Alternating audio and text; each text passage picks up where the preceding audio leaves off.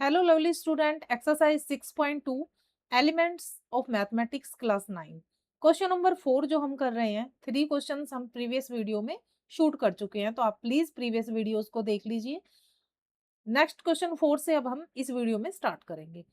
Question 4 कहता है कि विच of the following sequence from an AP, ये हमें सीक्वेंस दिया गया है एपी का।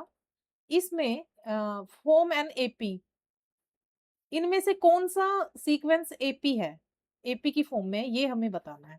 If they form an AP, अगर वो एपी बनाते हैं या एपी है, then find the common difference, तो उनका कॉमन डिफरेंस बताइए, जिसको हम डी से डिनोट करते हैं।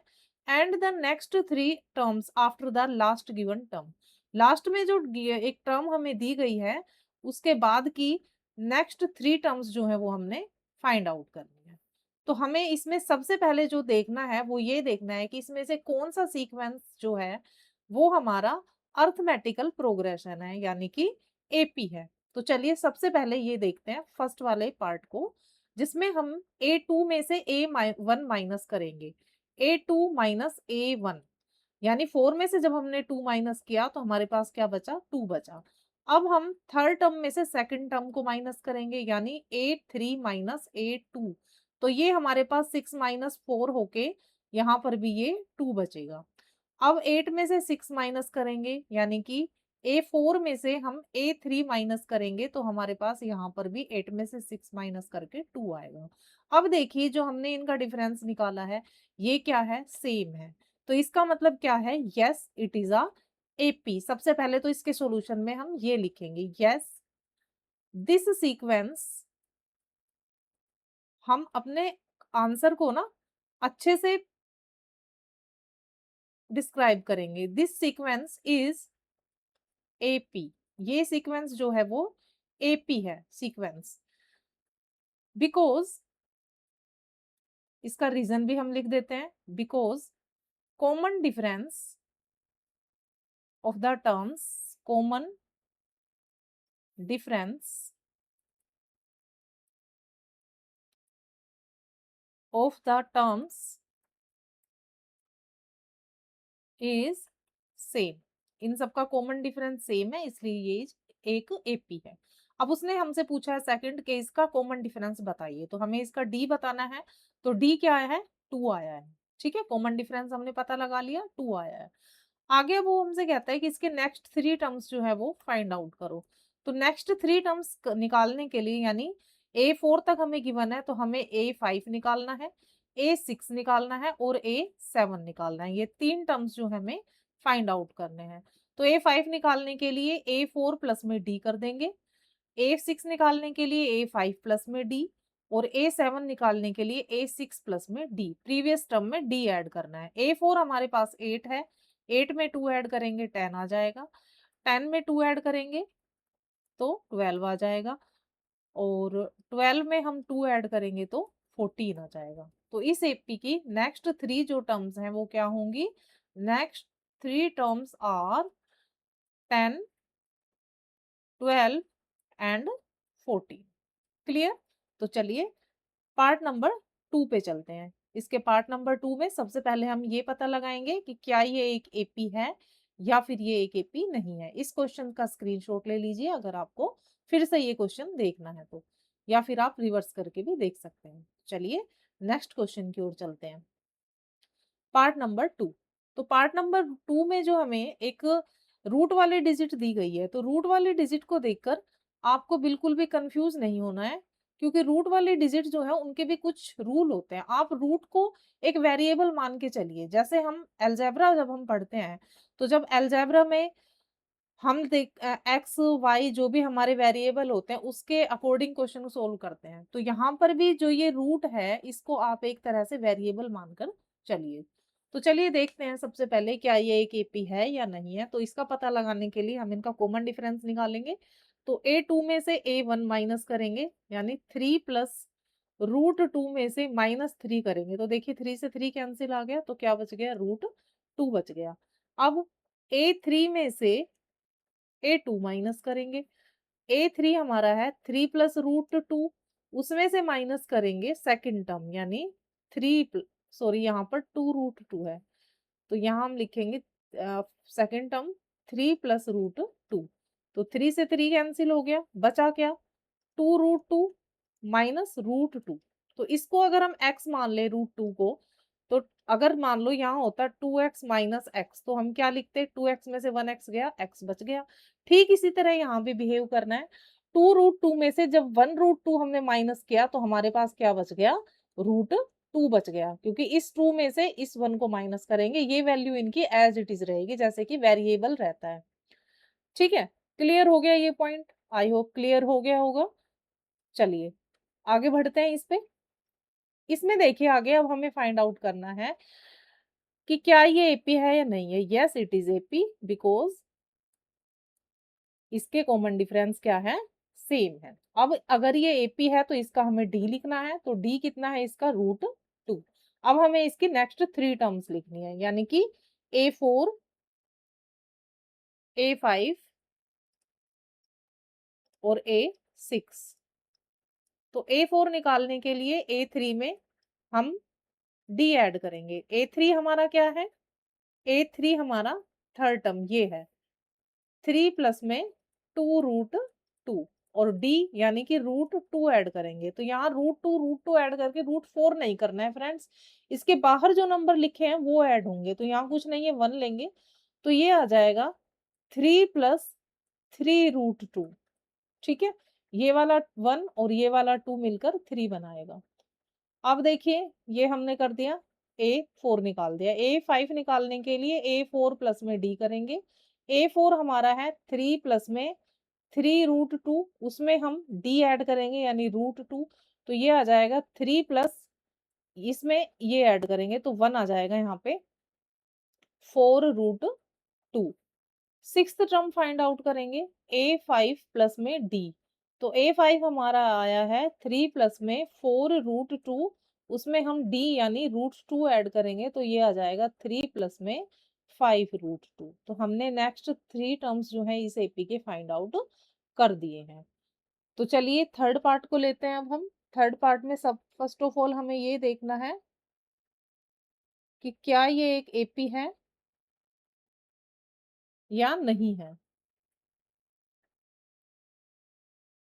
थर्ड पार्ट में भी सेम ऐसे ही करेंगे हम। सबसे पहले हमें ये पता लगाएंगे कि क्या ये एपी है या नहीं है। उसके लिए हमें इनका डिफरेंस निकालना होगा। A2 में से A माइनस करेंगे, यानी 5/2 में से 2/1 माइनस करेंगे, तो एलसीएम 2 आएगा। 5 माइनस 4 1/2।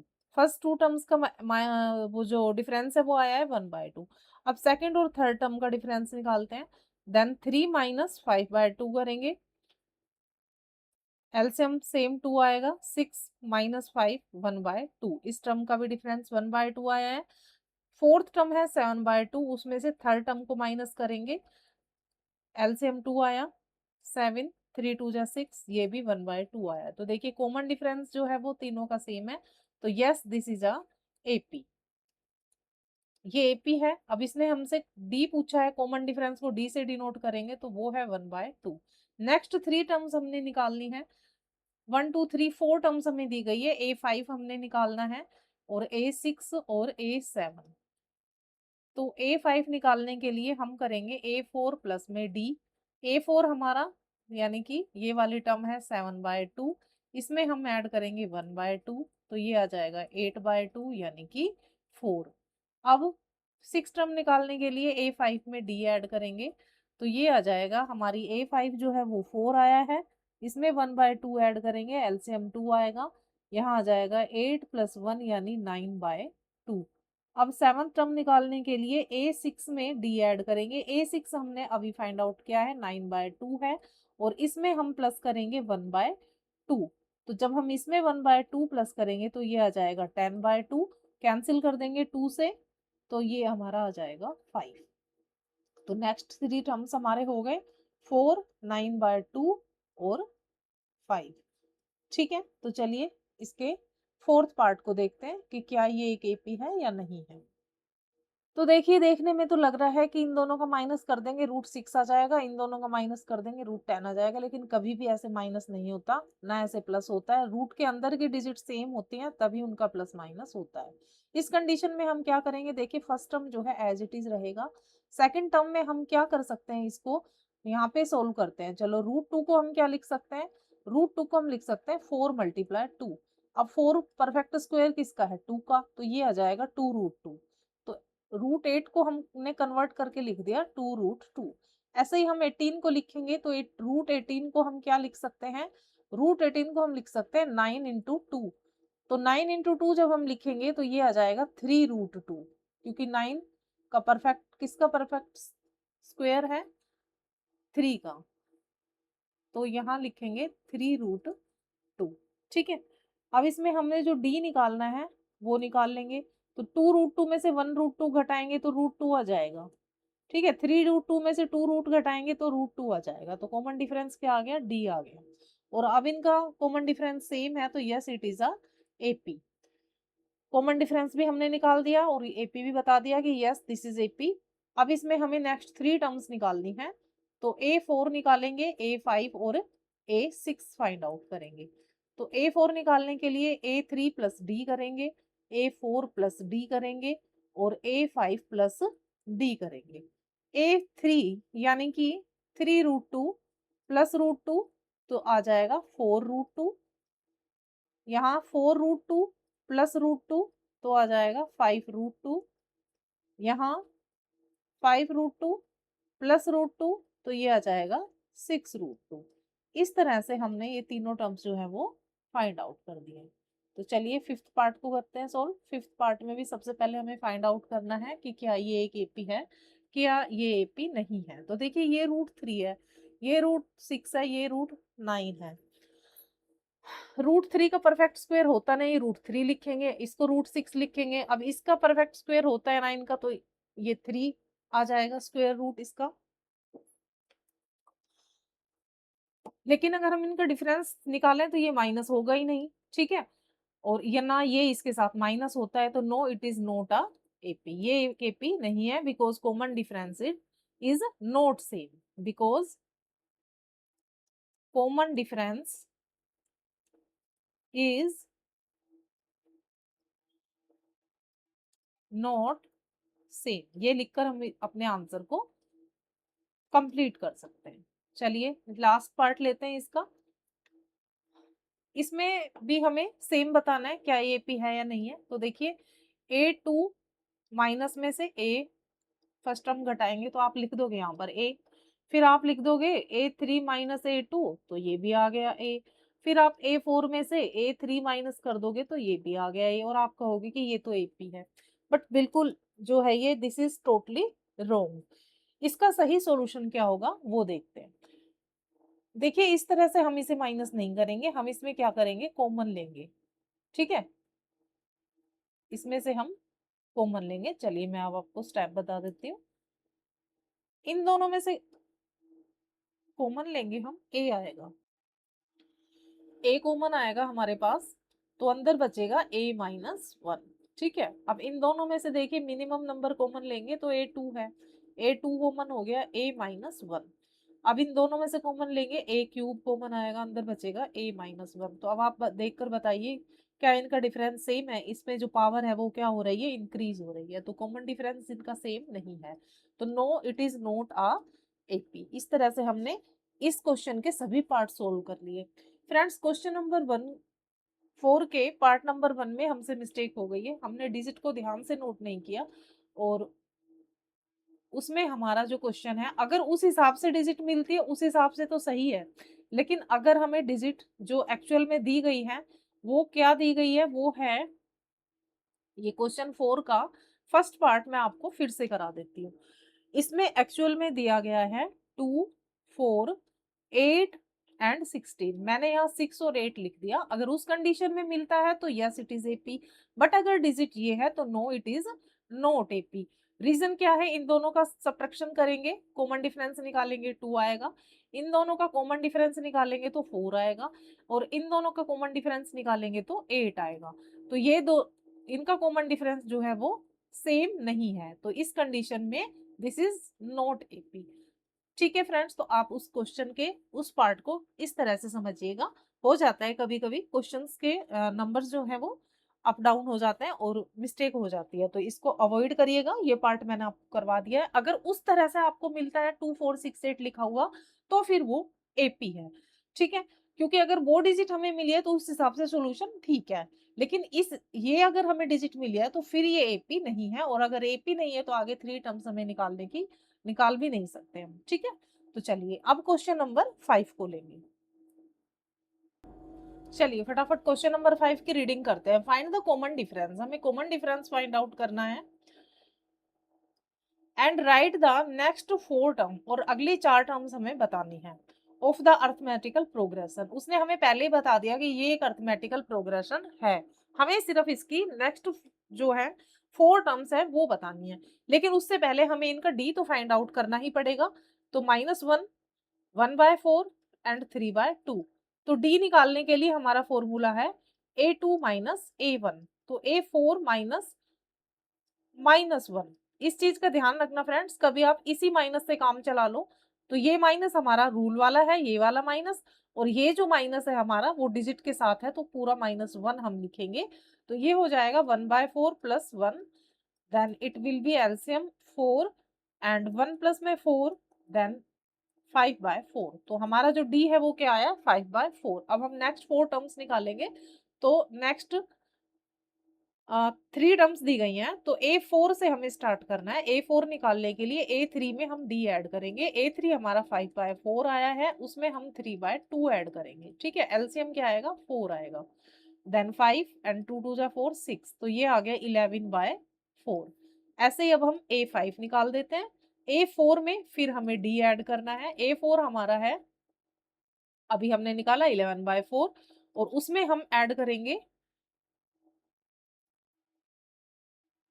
हमारा कॉमन डिफरेंस क्या आया है, 5/4 आया है फ्रेंड्स, और 3/2 जो हमारा ये A3 टर्म्स थी, ठीक है?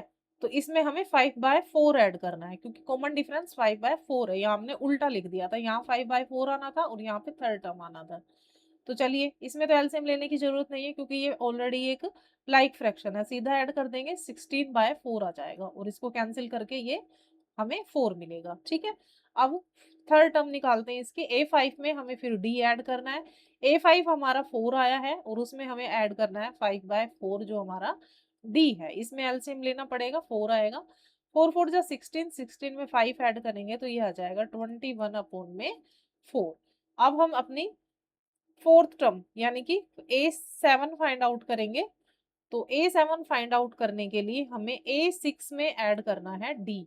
A6 हमने अभी जस्ट फाइंड आउट किया है 21/4, उसमें हम अपना D यानी 5/4 ऐड करेंगे, तो ये आ जाएगा 26/4। इसे 2 से कैंसिल कर देंगे तो ये आ जाएगा 13/2। तो नेक्स्ट 4 टर्म हमने फाइंड आउट कर ली है, और वेपी कुछ इस तरह से दिखाई देगी, -1, 1/4, 3/2, 11/4, सॉरी, 11/4, 4, 21/4 एंड 13/2। सारे टर्म्स अगर हम लिखेंगे तो हमारी एपी कुछ इस तरह से बनेगी। तो चलिए क्वेश्चन नंबर 6 का सॉल्यूशन करते हैं। क्वेश्चन 6 में कहा गया है, in which of the following situations, इस सिचुएशन में सीक्वेंसेस फॉर्म्ड विल एपी, क्या इस सीक्वेंस में जो ये सीक्वेंस है क्या ये एपी बना रहे हैं या नहीं बना रहे हैं, हमें ये बताना है। चलिए देखते हैं क्या हमारी ये सीक्वेंसेस हमारा एपी बनाती है कि नहीं बनाती है। देखिए हाइट दी गई है इन सेंटीमीटर में। क्लास 10th के students standing in Q in the morning assembly, morning assembly में एक लाइन में खड़े हैं क्लास 10th के बच्चे, जिनकी हाइट जो है वो इस तरह से है। ये 114 सेंटीमीटर, 148, ये 50, 151, और ये इस तरह से लास्ट टर्म दिया है 167। चलिए तो हम A2 में से A1 माइनस कर लेंगे तो ये 1 आएगा यहाँ पर। A3 में से जब हमने A2 माइनस किया तो यहाँ आया 3, जो कि दोनों इक्वल नहीं है। इसका मतलब इनका कॉमन डिफरेंस सेम नहीं है, तो ये एक एपी नहीं हो सकती। ठीक है, ये क्लियर हो गया। तो चलिए सेकंड पार्ट की ओर चलते हैं। सेकंड पार्ट में हमें दिया गया है taxi fare after each kilometre when the fair is ₹15 for the first kilometre. First kilometre के लिए तो ₹15 जो है फिक्स है। मतलब पहले ₹15 उसे देने हैं फर्स्ट किलोमीटर के लिए। आगे अगर वो जाता है तो उसे ₹10 ईच एडिशनल किलोमीटर के देने पड़ेंगे। जैसे कि मान लो उसने यहाँ से स्टार्ट किया और 1 किलोमीटर गया यहाँ तक, ठीक है? ए पॉइंट से बी पॉइंट तक गया है वो और 1 किलोमीटर हो गया है। तो यहाँ तक तो उसे देने पड़ेंगे ₹15। अब आगे बी पॉइंट से सी पॉइंट पे गया है, ठीक है? तो यहाँ देने पड़ेंगे 15 प्लस में 10। ये 15 तो उसे देने ही हैं। फिर वो सी पॉइंट से डी पॉइंट पे गया है यहाँ पर, तो ये 15 यहाँ के लिए था, फिर ये वाला 10 और फिर इस डिस्टेंस के लिए 10। अब वो डी पॉइंट से ई पॉइंट पे अगर जाता है, तो उसे फर्स्ट किलोमीटर का 15 और बाद में वो 1, 2 और 3 यानी 3 किलोमीटर गया है वो उसे, तो 10 उसे 3 बार जो है ऐड करना पड़ेगा। तो देखिए इसका अब क्या एपी बनेगा 15, तो ये आ जाएगा 25 और ये आ जाएगा 35 और ये आ जाएगा 45। ठीक है? इस तरह से जो है वो एपी बनेगा। तो क्या ये कह रहा है कि एपी है? हाँ, ये बिल्कुल एपी फॉर्म कर रहा है क्योंकि इनका डिफरेंस माइनस है। इन दोनों टर्म्स का डिफरेंस माइनस है और इन दोनों डिफरेंस का टर्म भी क्या है? माइनस है 10। माइनस करने के बाद क्या आ रहा है हमारे पास? 10 आ रहा है। इसलिए yes it is a AP. तो इसको हम लिख सकते हैं कि ये एक एपी है। पार्ट्स जो इनका थर्ड है उसमें क्या कहा गया है? The sorry fee charge, not free, fee charge. School की फी का जो चार्ज है वो फिक्स है एवरी मंथ वोल सेशन के लिए, ठीक है? पूरे 12 महीने के लिए उसे हर महीने ₹400 पे करने होंगे।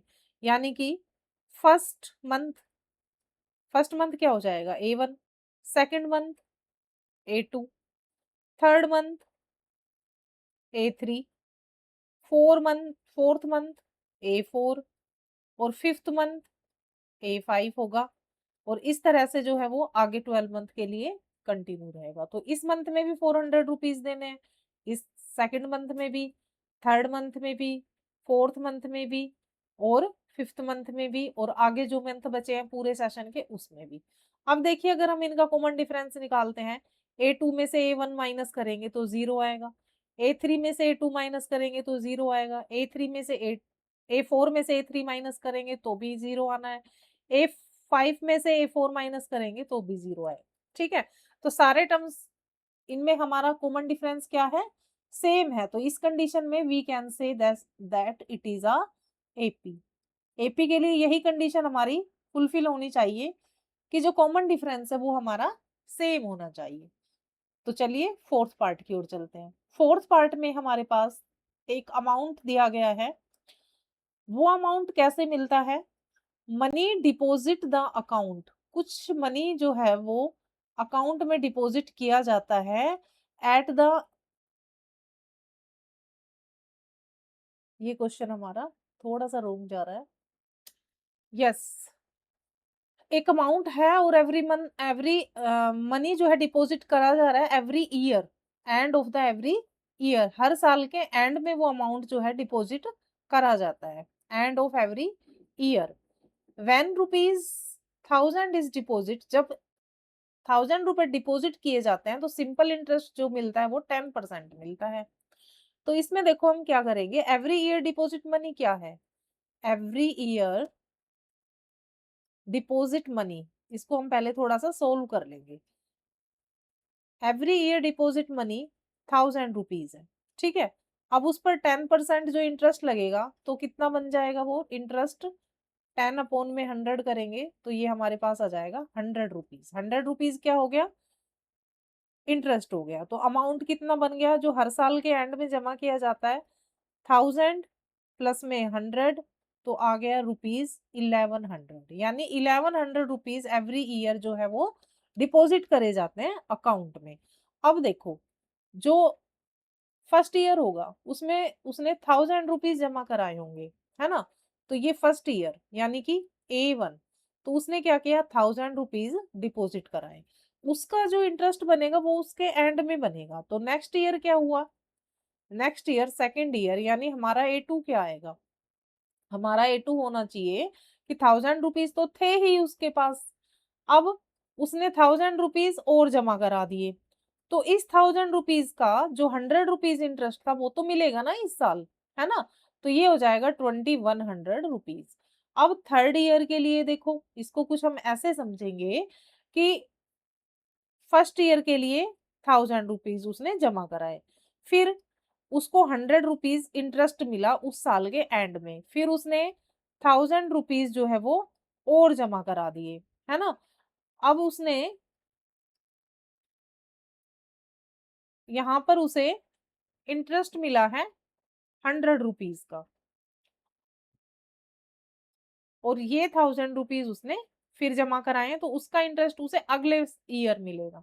ठीक है, ये इसके साथ का इंटरेस्ट हो गया, ये इसके साथ का इंटरेस्ट हो गया, और उसने 1000 रुपीज फिर जमा करा दिए, तो इसका इंटरेस्ट उसे नेक्स्ट ईयर मिलेगा। तो ये अमाउंट हमारा कितना हो गया 3200। ठीक इसी तरह फोर्थ ईयर के लिए, अब फोर्थ ईयर के लिए देखो, ये अमाउंट तो उसके पास था ही 3200, उसने उसमें फिर 1000 रुपीज जो है वो जमा करा दिए, तो उसके पास कितने आ गए 4300। इस तरह से हमारी ये एपी बनी है। तो हम देखते हैं कि क्या हमारी ये एपी, जो हमारा ये सीक्वेंस बना है, क्या ये एपी है। अब इन दोनों का डिफरेंस निकाल के देखेंगे तो 1100 आएगा, इन दोनों का डिफरेंस निकालेंगे तो वो भी 1100 है, और इन दोनों का डिफरेंस जब हम निकालेंगे तो वो भी 1100 है। तो हम कह सकते हैं yes it is a AP.